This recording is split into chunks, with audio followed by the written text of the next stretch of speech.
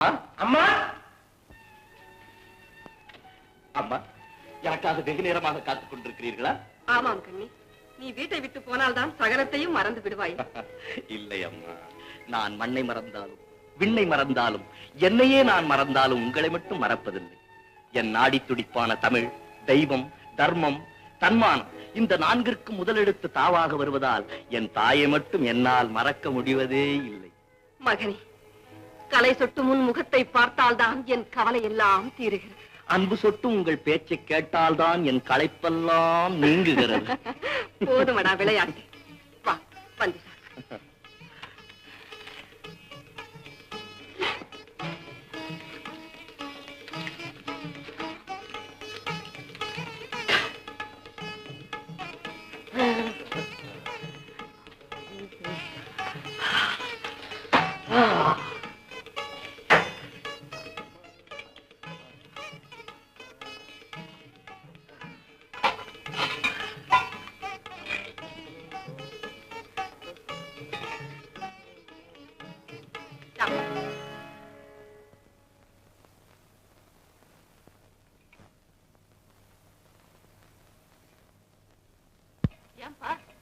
இது உங்களுக்கு. எனக்கு இருக்குது, நீ சாப்பிடு. இருக்கிறதா?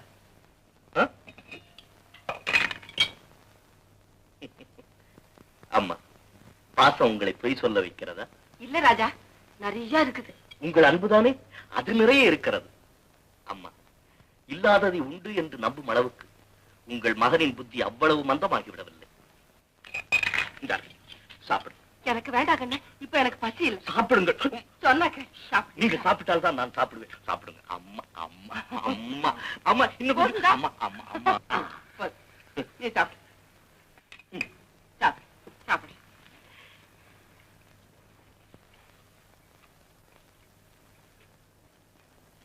அம்மா, மனிதனாக பிறந்தால் ஒரு குறிக்கோளோடு வாழ வேண்டும் இல்லையா? ஆமா. அந்த குறிக்கோள் நாடும் ஏடும் போற்றும்படியாக இருக்க வேண்டும் இல்லையா? ஆமா. மற்றவர் போற்ற வாழ விரும்புகிறவன் சோம்பேறியாக சும்மா இருக்கக்கூடாது இல்லையா?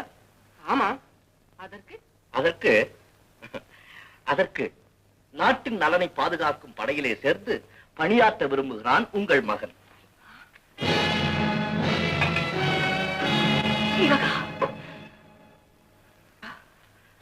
அம்மா, ஏன் இந்த கலக்கம்? படை, பாசறை, களம், கத்தி, போர், முரசு இவைகளெல்லாம் புதிய வார்த்தைகள் அல்லவே நமக்கு? படையிலே சேர வேண்டும் என்ற எண்ணம் எப்போது வந்தது? என்னை நீங்கள் மடியிலே வைத்து தாலாட்டிய போது.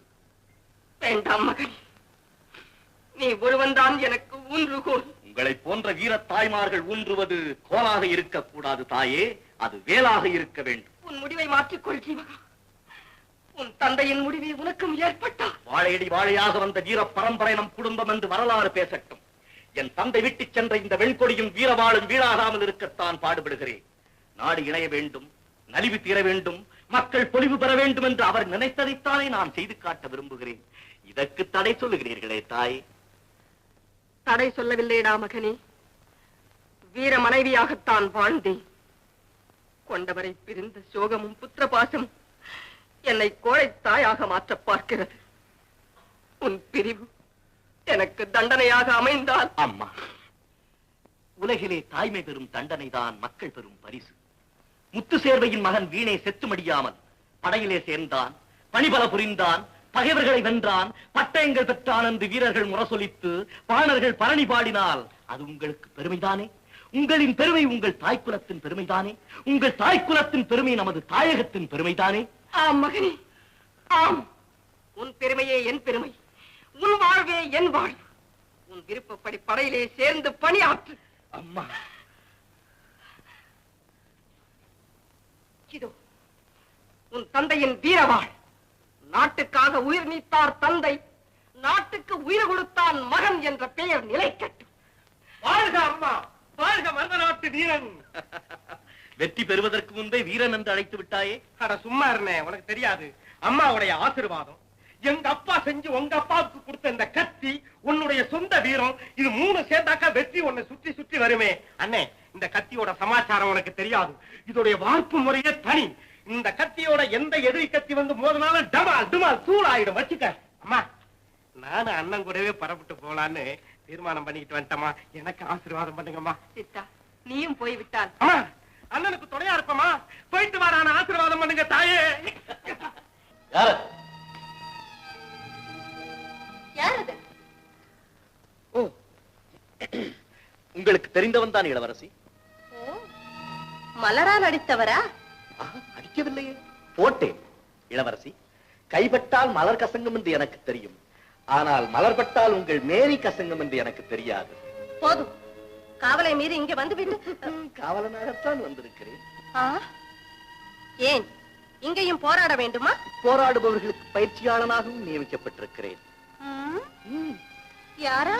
உங்கள் தந்தையா? என்ன சொன்னார் என் தந்தை? என்னை பற்றி வானளாவ புகழ்ந்ததாக சொன்னார். புகழுக்குரியவர்கள் மற்றவர்களை புகழத்தான் செய்வார்கள். போகட்டும், இங்கு உங்கள் காவல் தேவையில்லை. உண்மைதான், மனக்காவல் உள்ளவர்களுக்கு மதில் காவல் தேவையில்லைதான். நீங்கள் போய் என்று சொன்னால் நான் போய்விடுகிறேன்.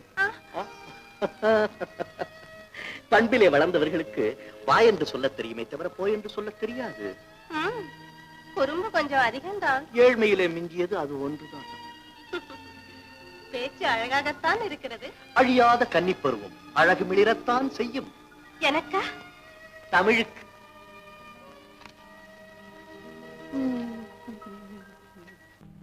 இளவரசி, இந்த இடத்தில், அதுவும் இந்த நேரத்தில். ஆமா, இந்த பாட்டு இனிமையான சூழ்நிலை, தனிமையான மனோநிலை. வருங்காலத்தை பற்றி சொல்ல நான் என்ன ஞானி? அது போகட்டும், நாளைக்கும் பாடுவீர்களா? அது நாளை கேட்க வேண்டிய கேள்வி. இன்றைக்கு அதற்கு நான் எப்படி பதில் சொல்ல முடியும்? ஏன் இந்த கணக்கம்? இந்த காயம் சகாயம். இளவரசி, காயம் வீர லட்சணம் இல்லையா? ஆமா, விரோதிகளால் ஏற்படும் போது. ஆனால் இங்கே என்னால் அல்லவா ஏற்பட்டது.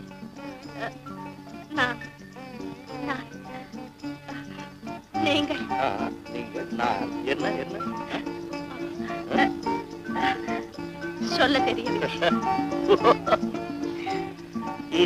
என்னை மன்னனாக்கிய மக்களுக்கும் அம்மக்களை காக்க எனக்கு உற்ற துணையாக இருக்கும் நிர்வாகிகளுக்கும் குறுநில மன்னர்களுக்கும் அவர்கள் பரிசுகளை இங்கு கொண்டு வந்து கொடுத்த தூதர்களுக்கும் எனது மனமார்ந்த நன்றி.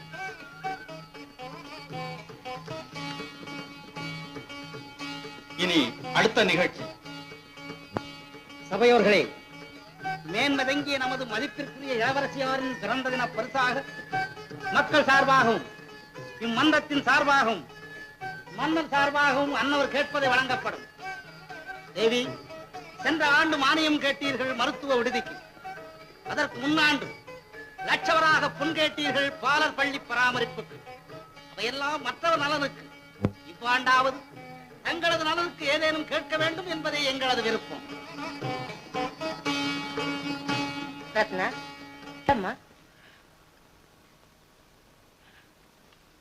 இப்போது எனக்கு ஒண்ணும் வேண்டாம்ப்பா. ரத்னா, உன் வாழ்க்கைக்கு வேண்டியதை எனக்காக நான் வாழ விரும்பும் போது கேட்கிறேன். மற்றதை கவனிங்கள் அப்பா. நல்லதம்மா, பரிசு பொருள்களை எடுத்துச் செல்லுங்கள். ரத்னா, ஏன் இந்த கண்ணீர்? இன்னும் சபைக்கே வரவில்லையே. வராத காரணம் மன்னர் பேரில் உள்ள அலட்சியம்தான். நம்ப முடியவில்லை. நடக்காத வரையில் நடந்து விட்டாலோ அதை நம்பித்தான் ஆக வேண்டும். யார் இவன்? போல் தெரிகிறது. பிடிச்சு அடிச்சு பார்த்தா இந்த ஓலையை வச்சிடலாம். எது கேட்டாலும் சொல்ல மறுக்கிறான். கொடைப்படி.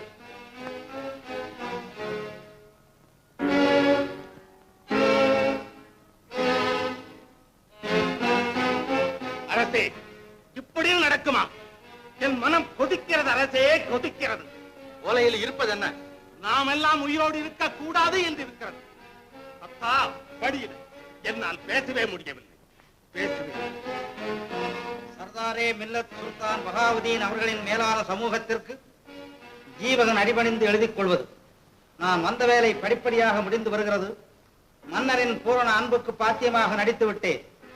நாளைய தினம் எனக்கு கோட்டை தளபதி பதவி கிடைக்கப் போகிறது. நமது மனக்கோட்டைகளை நிறைவேற்ற இதுதான் சமயம். நான் கோட்டையை காவலற்று செய்து விடுகிறேன். படைகளுடன் வந்துவிட்டால் நமது வெற்றிக்கு தடையே இருக்காது. இங்கனம் தங்களது பணியாள் ஜீவகன். போய் பித்தலாட்டம். யாரோ வஞ்சகமா எழுதிருக்காங்க. மகாராஜா நம்பாதீங்க. சித்தா, மன்னிக்க வேண்டும். இது அரசவை, அமைதி சேவை. மகாராஜா என்ன போக விடுங்க. நான் போய் எங்க அண்ணனை அழைச்சிட்டு வரேன். மகாராஜா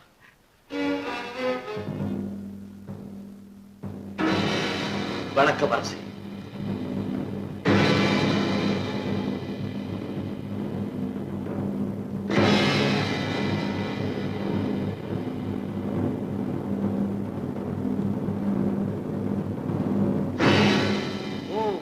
வருக வருக. உங்கள் வரவு நல்வரவாகுக.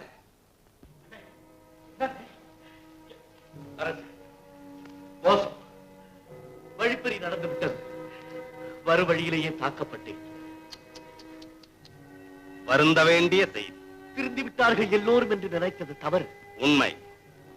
கொள்ளைக்காரர்கள் இன்னும் இருக்கிறார்கள். மறுக்கவில்லை. வெளியே இல்லை, நமக்குள்ளேயே இருக்கிறார்கள் என்று நினைக்கிறேன். நினைப்பது சரி. யார் அவர்கள்? தெரியாத அரசே. எல்லாம் தெரிந்தவர்கள் தனக்கு ஒன்றுமே தெரியாதென்றுதான் சொல்லுவார்கள். நான் சொல்லட்டுமா? சொல்லுங்கள் தளபதி. அவனுடைய வாழ்வையே முடித்து விடுகிறேன். முடிக்கலாம். ஆனால் மருதநாட்டு மன்றத்தில் தற்கொலைக்கு என்று ஒரு தனி இடம் இல்லையே என்று வருந்தது. நீங்கள் என்ன சொல்கிறீர்கள்? நான் சொல்வதற்கு ஒன்றுமில்லை. ஒரு பாதி இந்த ஓலை சொல்லும், மறு பாதி இந்த ஆளை கேளும். இந்த ஆள் யார்? இவர் என்னங்க இது? என்னை பார்த்தா யாருன்னு கேட்கிறீங்க? எங்க சுல்தானுக்கு நீங்க தானே தூது அனுப்பினீங்க. என்னடா கதை கட்டுகிறாய்? நான் உன்னை பார்த்ததே கிடையாது. எஜமா, இப்படி எல்லாம் சொல்லி நீங்க தப்பிக்க பார்க்காதீங்க. நான் பிள்ளை குட்டிக்காரன், என்னை காப்பாத்து. என்னடா சதி நடத்துகிறீர்கள்? என்னை கொண்டு நான் சொல்கிறேன். ஒரு உயிரை கொல்லும் உரிமை உனக்கு கிடையாது. மன்னிக்க வேண்டும் அரசே. இவர் யார் என்று எனக்கு தெரியாது. பொய் சொல்லுகிறான்.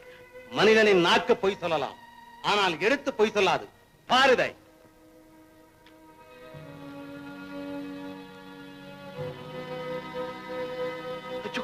இது மோசம்.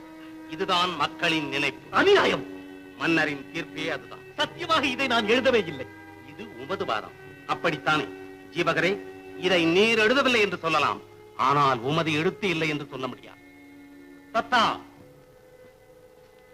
மன்றத்து மக்களே, மதி நிறைந்த செல்வர்களே, இது இவர் போர் பயிற்சியாளராக நியமிக்கப்பட்ட போது இவரே இவரது கையால் இந்த மன்றத்தில் உங்கள் முன் அப்போது எழுதி கொடுத்த பிரமாண பத்திரம். இது ஸ்வர்ணகிரி மன்னருக்கு இவர் இப்போது எழுதியிருக்கும் வஞ்சக சூத்திரம். இந்த இரண்டையும் நீங்களே ஒப்பிட்டு சொல்லுங்கள். ஒப்பிட்ட மன்னருக்கு இவர் செய்திருக்கும் துரோகத்தை பற்றி. இரண்டு ஒன்றுதான்.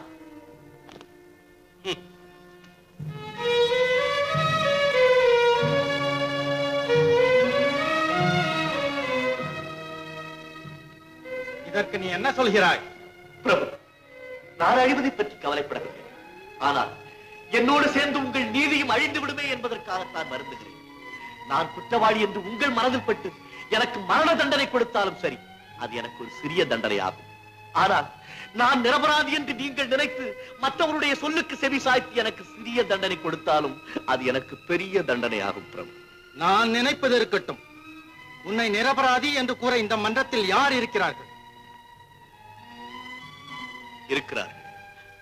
நீதி கற்றவர்களும் இருக்கிறார்கள். குற்றம் சுற்றம் என்று சொன்னவர்களும் இருக்கிறார்கள். ஆனால் சுற்றி இருக்கும் சூழ்நிலை அவர்களை புற்றுப்பாம்பு போல் அடக்கி வைத்திருக்கிறது. சுட்டி காட்ட முடியுமா? இனி முடியாத அரசு. தொடுந்தூரம் இருந்தவர்கள் நெடுந்தூரம் சென்று விட்டார்கள். சாவாலும் நம்மை பிரிக்க முடியாது என்று சொன்னவர்கள் வஞ்சகர்களின் நாவால் பிரிக்கப்பட்டு என் கண்களை விட்டே பறிக்கப்பட்டு விட்டார்கள். இனி முடியாது.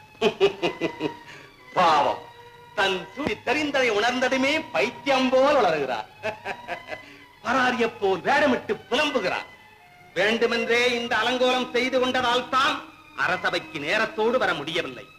சபையோர்களே, மருதநாட்டு மணிமுடியையும் மன்னர் பதவியையும் இவர் சொர்ணகிரி சுல்தானிடமிருந்து தானமாக தனது வஞ்சக சேவைக்கு பரிசாக எதிர்பார்த்ததால் தான் கோட்டை தளபதியின் பதவி கிடைக்கப் போவது தெரிந்தும் அதை பெற வரவில்லை. தளபதி, எலும்பில்லாத நாக்கன்று எதையும் பேச வேண்டாம். என் தாயை பார்த்து திரும்புகையில் நான் தாக்கப்பட்டேன். மன்னருக்காக கொண்டு வந்த ஒரு ஓலையையும் பறிகொடுத்தேன். அது யாருடைய ஓலை? அது ஜீவகா, உண்மையை சொல்லாதே. இதனால் அலாவுதீனுக்கு தீமை ஏற்பட்டால், வீரகேசி அவரை மகாவதியினிடம் பிடித்துக் கொடுத்து விட்டால் என்ன செய்வது? யாருடைய ஓலை? யாருடைய ஓலை? குற்றத்தை ஒப்புக்கொள்கிறாயா? மன்றத்தின் அபிப்பிராயம்? கொலைபாதகன் காட்டிக் கொடுக்கும் கயவன் இல்லவே இல்ல. மகாராஜா, எங்க அண்ணன் ரொம்ப நல்லவர் மகாராஜா. ஜீவன் குற்றவாளி, தேச துரோகி. என்ன நினைப்பதை மக்கள் சொல்லிவிட்டார்கள். ஜீவகா, முடிவாக சொல்ல ஏதாவது இருக்கிறதா? குற்றங்களில் பெரும் குற்றம், மன்னிக்க முடியாத குற்றம், தேச துரோகம். இதற்குரிய ஒரே தண்டனை மரணம். நாளை உதயத்தில் ஜீவகனும் அவனுக்கு உடந்தையாக இருந்தவனும் தூக்கிலிடப்பட வேண்டும்.